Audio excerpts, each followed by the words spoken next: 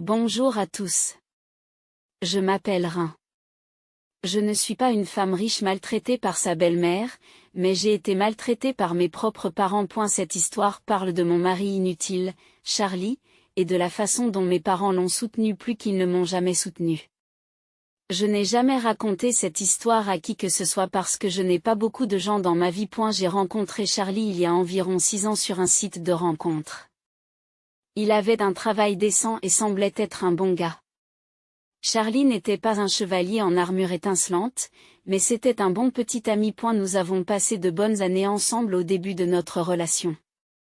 Nous sommes sortis ensemble pendant 4 ans, puis nous nous sommes mariés. Il était un partenaire idéal pour moi et est rapidement devenu le préféré de mes parents. Cependant, j'éprouvais un certain ressentiment à son égard à cause de cela. À chaque dîner de famille, mes parents disaient des choses comme « Nous sommes si heureux de t'avoir dans notre famille, Charlie. Rin a finalement fait un bon choix dans la vie en t'amenant chez nous. Dieu a vraiment répondu à nos prières et nous a donné ce que nous voulions. Tu sais que nous avons toujours voulu un fils, mais que nous n'en avons jamais eu.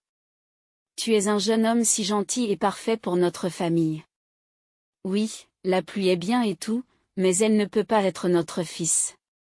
Elle ne le comprend pas. Rin a toujours été un peu égoïste et avide d'attention. Nous sommes heureux que vous soyez resté avec elle malgré ses défauts. Ils avaient raison. J'étais égoïste et avide d'affection. Mes parents ont toujours voulu un fils et n'ont pas pu en avoir un. Ils ont même essayé pendant un certain temps après m'avoir eu, mais ce n'était pas possible.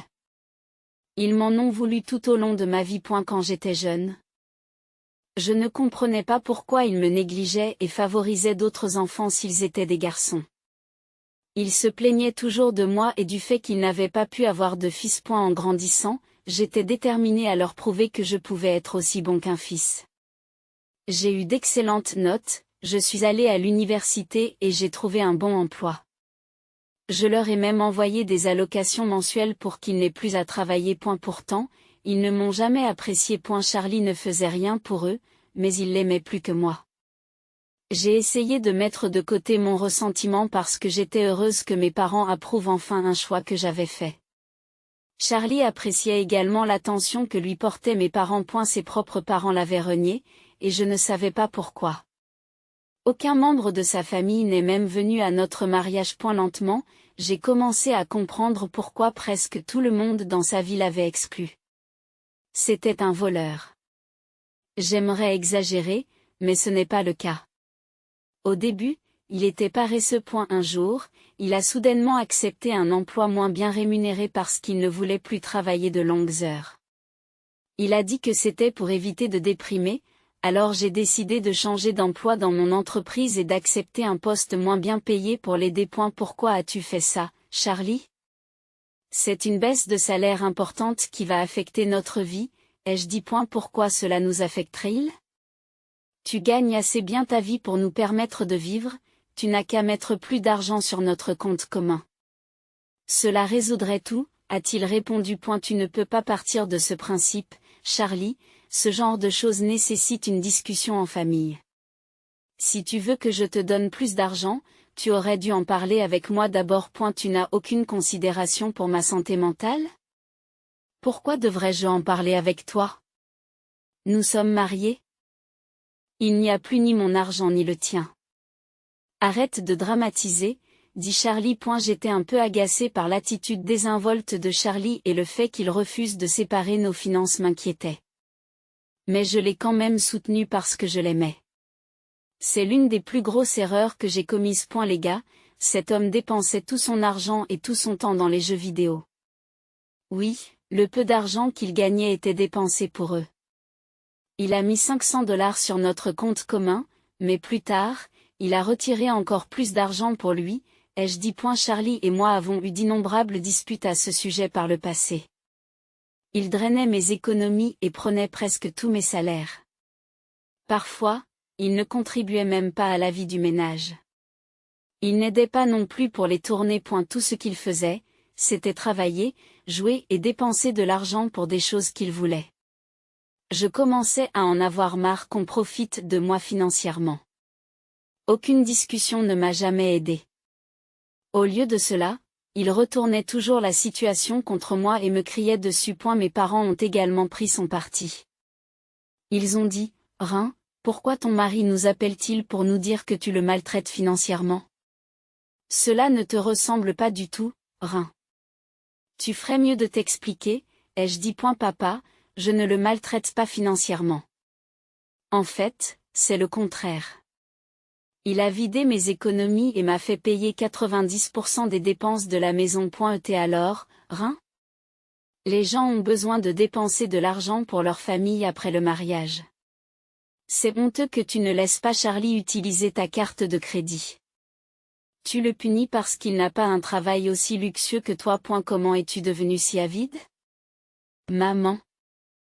Il a déjà utilisé ma carte de crédit à mauvais escient. C'est pourquoi je ne le laisse plus les utiliser. Je ne peux pas risquer notre avenir en sachant qu'il ne contrôle pas ses dépenses. Mais mes parents ont quand même pris le parti de Charlie. Cela m'a mise encore plus en colère. Je savais qu'il se servait de mes parents pour que je lui donne tout mon argent. Petit à petit, tout l'amour que j'avais pour lui s'est évanoui. Mais un jour, les choses ont atteint un point de rupture. J'ai découvert qu'il avait prélevé $20 000 sur mon compte personnel sans autorisation. Dans quoi l'a-t-il dépensé? Un nouveau PC de jeu et des accessoires. J'étais furieuse. J'ai essayé de faire annuler les prélèvements, mais en 20 points en dernier recours, j'ai décidé de porter plainte à la police. Charlie était furieux quand ils sont venus l'arrêter ce jour-là. J'étais déterminée à mettre fin à mon mariage. Je devais m'en aller. Ce que je n'avais pas réalisé, c'est que je ne perdrais pas seulement Charlie à cause de ma décision. J'ai envoyé un SMS à mes parents pour leur raconter ce qui s'était passé. Je ne voulais pas qu'ils l'apprennent par quelqu'un d'autre, alors je le leur ai dit le soir. Ils ont vu les messages mais n'ont pas répondu. J'étais un peu inquiète de leur silence, mais j'étais trop épuisée pour y penser, alors je me suis endormie. Le lendemain matin, je me suis réveillée et j'ai reçu un message de Charlie. Il disait, ma femme, je suis déjà sortie de prison. Tu es surprise? Moi aussi. Je n'aurais jamais pensé que ce seraient tes parents qui paieraient ma caution. Quoi? Mes parents ont payé ta caution, c'est impossible. Ils ne me feraient jamais ça. Tu as tort? Rein. Un appel de ma part et tes parents étaient prêts à m'aider.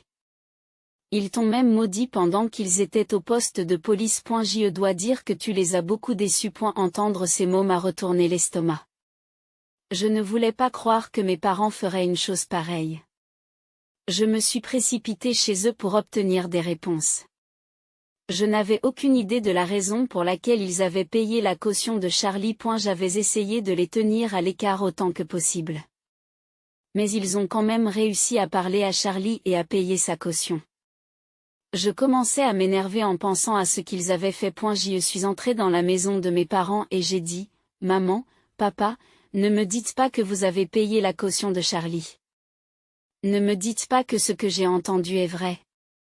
Je ne peux pas croire que tu puisses faire quelque chose comme ça, Rein. On t'a élevé mieux que ça. Tu punis Charlie parce qu'il ne t'a pas écouté. Après le mariage, il a le droit d'utiliser ta carte de crédit. Tout ton argent est aussi le sien. Il n'a rien fait de mal, dit mon père. Papa, il m'a volé. Et elle a pris $20 000 sur mes comptes. Et ce, alors qu'il avait déjà vidé notre compte commun par le passé. Quand cela s'arrêtera-t-il?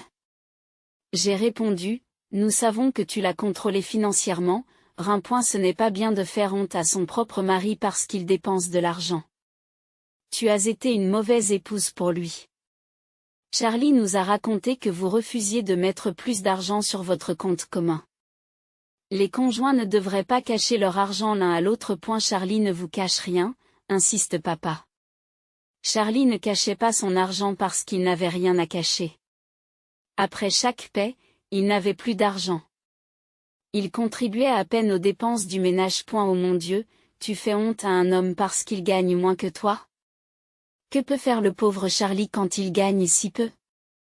Je n'arrive pas à croire que tu sois devenu un sale gosse égoïste et cupide, dit mon père avec colère. Peu importe ce que je disais, mes parents continuaient à soutenir Charlie. J'aurais dû m'en douter. Ils l'ont toujours préféré parce que c'était un homme.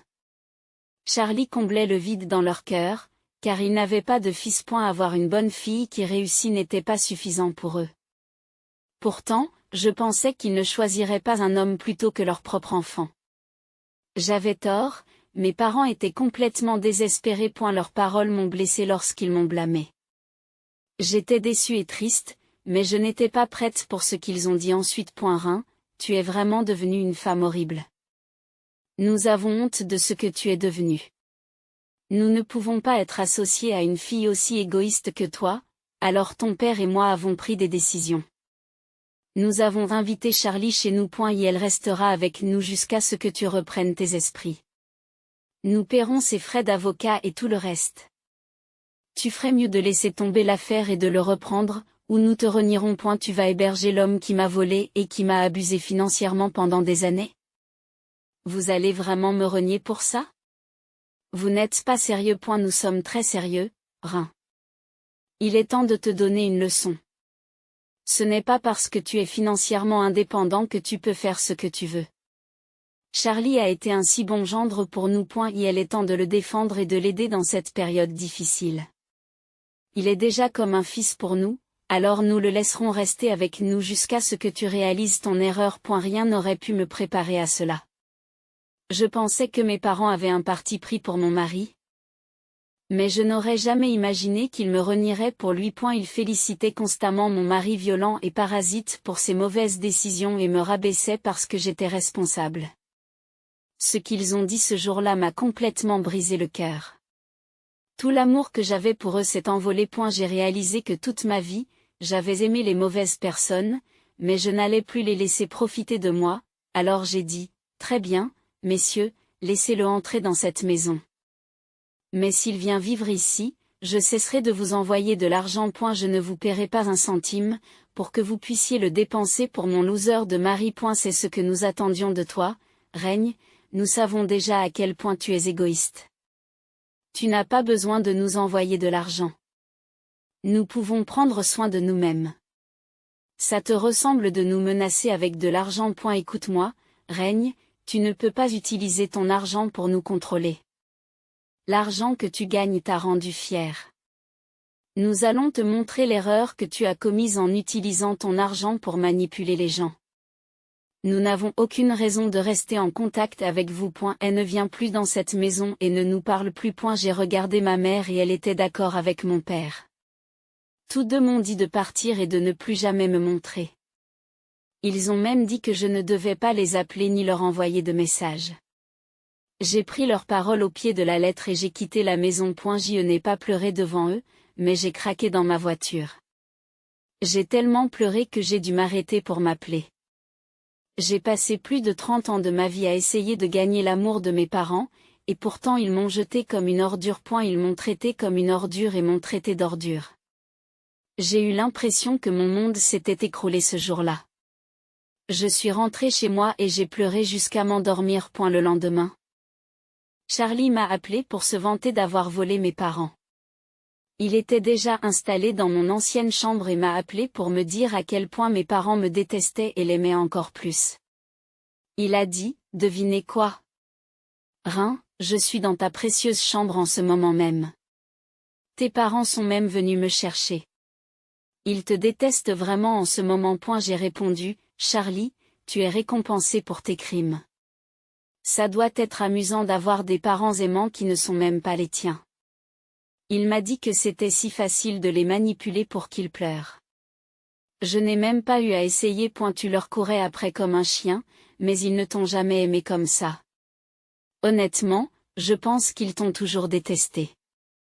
La pauvre petite Rein a travaillé si dur pour que ses parents l'aiment, mais elle a échoué lamentablement. Je n'en pouvais plus et j'ai raccroché pendant qu'il riait de ma misère. Cet homme horrible a même eu le culot de m'envoyer une photo de lui allongé sur mon ancien lit. J'avais envie de pleurer, mais au lieu de cela, je me suis ressaisie et j'ai élaboré un plan. J'allais tenir ma promesse de ne plus envoyer d'argent à mes parents. Je savais que l'absence d'argent de poche leur ferait du tort, et que Charlie finirait par montrer son vrai visage. Comme je l'avais prédit, 2 jours seulement après la fin du mois, mes parents ont commencé à me réclamer de l'argent. Ils ont enfreint leur propre ordonnance de non-contact et ont commencé à demander, puis à exiger, que je leur envoie de l'argent. Ils m'ont dit, « Pourquoi ne nous as-tu pas encore envoyé d'argent? Sais-tu combien de factures nous avons ?» J'ai répondu, « Quel argent, papa? Je t'ai déjà dit que je ne t'enverrai plus d'argent. C'est drôle de te voir me contacter alors que tu m'as fièrement dit de sortir de ta vie. Rein. Ne sois pas impoli. » Les choses ont été dites quand nous étions tous en colère. Des semaines se sont écoulées depuis cet incident. Il est temps de passer à autre chose. Les familles ne sont pas rancunières. Alors maintenant que tu as besoin d'argent, tu te souviens soudain que je suis de la famille. Hier, Charlie vous semblait plus proche de la famille.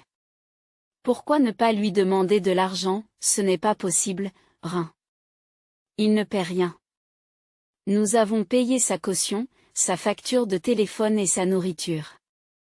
Il nous demande encore de l'argent. Alors, utilisez vos économies pour le nourrir. Je suis sûr que tu as économisé avec les chèques que je te donnais. Nous avons déjà puisé dans nos économies pour payer la caution de Charlie. Il ne nous reste plus grand-chose. Il faut que tu nous envoies de l'argent, Rein. Ce n'est pas juste que tu tiennes le passé à notre égard. Non, c'est tout à fait juste, maman et papa. Pendant des années, vous m'avez traité injustement parce que je suis une fille. Vous avez choisi Charlie et l'avez aimé uniquement parce qu'il est un homme. J'ai tellement essayé d'être une bonne fille, de gagner votre affection, mais vous m'avez montré à quel point j'avais tort. J'aurais dû le faire il y a longtemps. Je vous coupe les vivres. Je ne rencontre plus de gens comme vous dans ma vie. Des années de souffrance et de trahison se sont déversées en moi. Je me suis déchargée sur eux, leur disant exactement à quel point j'étais en colère.